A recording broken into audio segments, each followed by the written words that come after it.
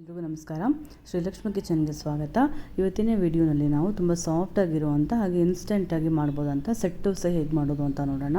ಮೊದಲು ಒಂದು ಪಾತ್ರೆ ತೊಗೊಂಡಿದ್ದೀನಿ. ಅದಕ್ಕೆ ಒಂದು ಬಟ್ಲಾಗುವಷ್ಟು ಗಟ್ಟಿ ಅವಲಕ್ಕಿನ ತೊಗೊಂಡಿದ್ದೀನಿ. ಈಗ ಅದೇ ಬಟ್ಲಲ್ಲಿ ಒಂದು ಬಟ್ಲಾಗುವಷ್ಟು ಉಪ್ಪಿಟ್ಟಿನ ರವೆನ ತೊಗೊಂಡಿದ್ದೀನಿ. ರವೆ ಮತ್ತು ಅವಲಕ್ಕಿ ಎರಡೂ ಕೂಡ ಸೇಮ್ ಮೆಜರ್ಮೆಂಟಲ್ಲಿ ತೊಗೋಬೇಕಾಗತ್ತೆ. ಜೊತೆಗೆ ಈಗ ಅದೇ ಬಟ್ಲಲ್ಲಿ ಒಂದು ಅರ್ಧ ಬಟ್ಲಾಗುವಷ್ಟು ಗಟ್ಟಿ ಮೊಸರನ್ನ ಕೂಡ ತೊಗೊಂಡಿದ್ದೀನಿ. ಹಾಗೆ ಒಂದು ಬಟ್ಲಾಗುವಷ್ಟು ನೀರನ್ನು ಹಾಕ್ಕೊಂಡು ಚೆನ್ನಾಗಿ ಈಗ ಕಲಿಸ್ಕೋಬೇಕು.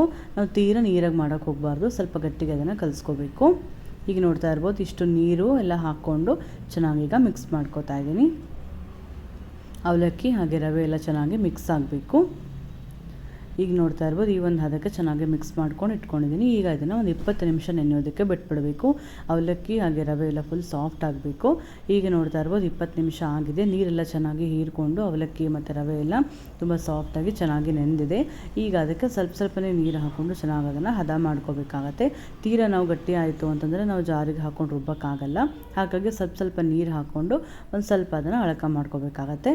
ಈಗ ಅದನ್ನು ಒಂದು ಸ್ವಲ್ಪನೇ ಜಾರಿಗೆ ಹಾಕ್ಕೊಂಡು ದೋಸೆ ಹಿಟ್ಟನ್ನು ನಾವು ಯಾವ ಹದದಲ್ಲಿ ರುಬ್ತೀವೋ ಅದೇ ಥರ ರುಬ್ಕೋಬೇಕಾಗತ್ತೆ. ಒಂದೇ ಸತಿ ಜಾಸ್ತಿ ಹಾಕೋಕ್ಕಾಗಲ್ಲ. ಸ್ವಲ್ಪನೇ ಹಾಕ್ಕೊಂಡು ಚೆನ್ನಾಗಿ ಅದನ್ನು ಫುಲ್ ನೈಸಾಗಿ ಪೇಸ್ಟ್ ಆಗೋ ತನಕ ರುಬ್ಕೋಬೇಕು. ಈಗ ನೋಡ್ತಾ ಇರ್ಬೋದು, ಈ ಒಂದು ಹದಕ್ಕೆ ನಾನಿಲ್ಲಿ ರುಬ್ಕೊಂಡು ಇಟ್ಕೊಂಡಿದ್ದೀನಿ. ಜೊತೆಗೆ ಈಗ ಒಂದು ಅರ್ಧ ಚಮಚ ಆಗೋಷ್ಟು ಉಪ್ಪನ್ನು ಹಾಕ್ಕೊಂಡಿದ್ದೀನಿ. ಈಗ ಇದಿಷ್ಟನ್ನು ಹಾಕ್ಕೊಂಡು ಚೆನ್ನಾಗಿ ಮಿಕ್ಸ್ ಮಾಡ್ಕೋಬೇಕು. ಇವಾಗ ಈ ಒಂದು ಇದರೊಳಗೆ ಜಾಸ್ತಿ ನಮ್ಗೆ ಗಟ್ಟಿ ಆಯಿತು ಹಿಟ್ಟು ಅಂತ ಅನಿಸಿದ್ರೆ ಇನ್ನೊಂದು ಸ್ವಲ್ಪ ನೀರು ಹಾಕ್ಕೊಂಡು ಹಿಟ್ಟನ್ನು ಹದ ಮಾಡ್ಕೋಬೇಕು. ಈಗ ನೋಡ್ತಾ ಇರ್ಬೋದು ತುಂಬ ಗಟ್ಟಿಯಾಗಿದೆ ಹಿಟ್ಟು.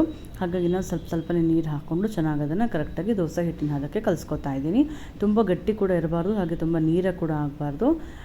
ಕರೆಕ್ಟಾಗಿ ಹದ ನೋಡಿಕೊಂಡು ನೀರನ್ನು ಹಾಕ್ಕೊಂಡು ಕಲಿಸ್ಕೋಬೇಕಾಗತ್ತೆ. ಈಗ ನೋಡ್ತಾ ಇರ್ಬೋದು, ಈ ಒಂದು ಕನ್ಸಿಸ್ಟೆನ್ಸಿ ಇದ್ದರೆ ಪರ್ಫೆಕ್ಟಾಗಿ ಬರುತ್ತೆ. ಈಗ ಇದಕ್ಕೆ ಒಂದು 1/4 ಚಮಚ ಆಗೋಷ್ಟು ಸೋಡಾನ ಹಾಕೋತಾ ಇದ್ದೀನಿ. ನಾವು ಇನ್ಸ್ಟೆಂಟಾಗಿ ದೋಸೆ ಮಾಡ್ತಿರೋದ್ರಿಂದ ನಾವು ಸ್ವಲ್ಪ ಸೋಡಾನ ಹಾಕ್ಕೊಂಡು ಮಾಡೋದ್ರಿಂದ ತುಂಬ ಸಾಫ್ಟಾಗಿ ಬರುತ್ತೆ ದೋಸೆ. ಈಗ ನೋಡ್ತಾ ಇರ್ಬೋದು, ಒಂದು ದೋಸೆ ತವನ ಕಾಯಕ್ಕೆ ಇಟ್ಕೊಂಡಿದ್ದೀನಿ. ಈಗ ಅದ್ರ ಮೇಲೆ ಒಂದು ಸೌಟ್ ಆಗೋಷ್ಟು ಹಿಟ್ಟನ್ನು ಹಾಕ್ಕೊಂಡು ಚೆನ್ನಾಗಿ ಅದನ್ನು ಹರಡ್ಕೋತಾ ಇದ್ದೀನಿ. ಇದನ್ನು ಸೆಟ್ ದೋಸೆ ಮಾಡ್ತಿರೋದ್ರಿಂದ ತುಂಬ ತೆಳ್ಳಗೆ ಮಾಡೋಕ್ಕೆ ಹೋಗಬಾರ್ದು, ಸ್ವಲ್ಪ ದಪ್ಪಕ್ಕೆ ನಾನಿಲ್ಲಿ ಹಾಕ್ಕೊಂಡಿದ್ದೀನಿ. ಈಗ ನೋಡಿ, ದೋಸೆ ಹಿಟ್ಟನ್ನು ಹಾಕ್ಕೊಂಡು ಚೆನ್ನಾಗಿ ಹರಡ್ಕೊಂಡಾಗಿದೆ. ಈಗ ಅದರ ಮೇಲೆ ತುಪ್ಪ ಅಥವಾ ಎಣ್ಣೆ ಅಥವಾ ಬೆಣ್ಣೆ ಯಾವ್ದು ಬೇಕಾದ್ರೂ ಕೂಡ ಹಾಕ್ಕೊಂಡು ಮಾಡ್ಕೋಬೋದು. ಇವತ್ತು ನಾನಿಲ್ಲಿ ಎಣ್ಣೆನೇ ಹಾಕ್ಕೊಂಡಿದ್ದೀನಿ. ಈ ಥರ ನಾವು ದೋಸೆ ಹಾಕಿದ ತಕ್ಷಣ ಈ ಥರ ದೋಸೆ ಮೇಲೆ ಈ ಥರ ಕಣ್ಣು ಬೀಳಬೇಕು. ಆವಾಗ ಅದು ಚೆನ್ನಾಗಿ ಪರ್ಫೆಕ್ಟಾಗಿ ಬರುತ್ತೆ ದೋಸೆ.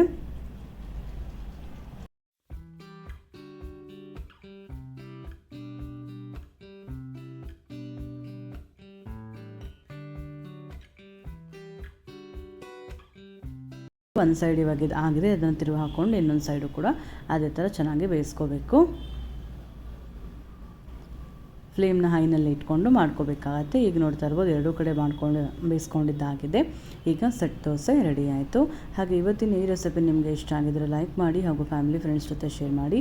ಹಾಗೆ ನನ್ನ ಚಾನಲ್ನ ಸಬ್ಸ್ಕ್ರೈಬ್ ಮಾಡ್ಕೊಂಡಿಲ್ಲ ಅಂದರೆ ದಯವಿಟ್ಟು ಸಬ್ಸ್ಕ್ರೈಬ್ ಮಾಡ್ಕೊಳ್ಳಿ. ಎಲ್ಲರಿಗೂ ಧನ್ಯವಾದಗಳು.